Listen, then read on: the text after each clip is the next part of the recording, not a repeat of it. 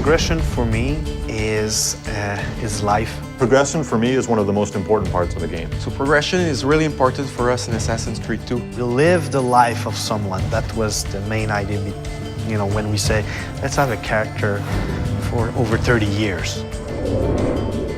We really want the player to feel the same emotion that the character has throughout his quest to avenge his family.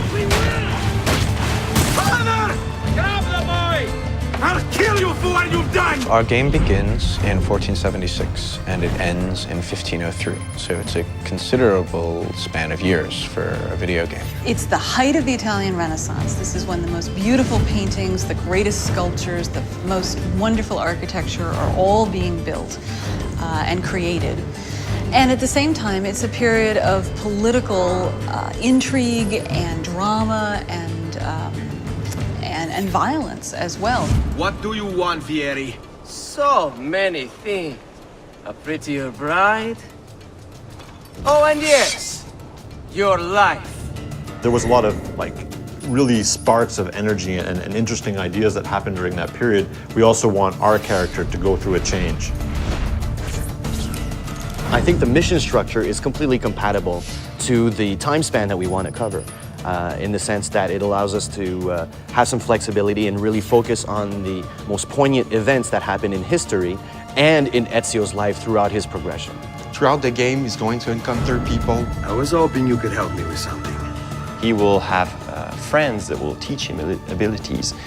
He will be taught fighting by his uncle. He will learn a few skills from the different groups of different factions in the crowd.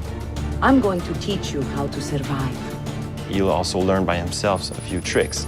And this will make sure that the player progresses in the game in a way that always varies the experience. If your character isn't evolving and it's not, you're not looking, oh, what's my next new toy, or what's the next thing that I'm going to get to play with, the game will feel stale. So it's very, very important that the game feels refreshing. You know, every new mission that you play, there's something to look forward to at the end of it.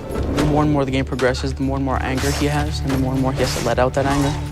So the moves just keep coming and coming and coming on what he can do with the different weapons that he has. You start with just basic sword attacks and the ability to defend yourself. And then we introduce disarming and counter kills, and then from there it all opens up. The player will be requested to actually buy some of his gear. For example, we have the armors, which will give him more health points, hit points in general. He starts with various sets of armor, the first one being just leather armor, and then it moves throughout more metal armor, provides him more protection.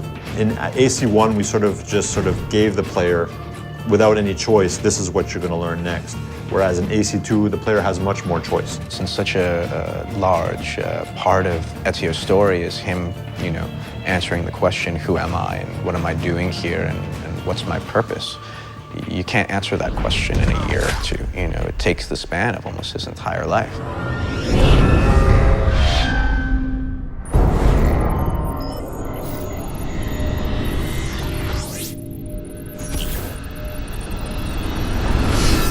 Somewhere on a rooftop, there's a hero in a hood. Fear him not, lest you who have sinned, for his cause is good.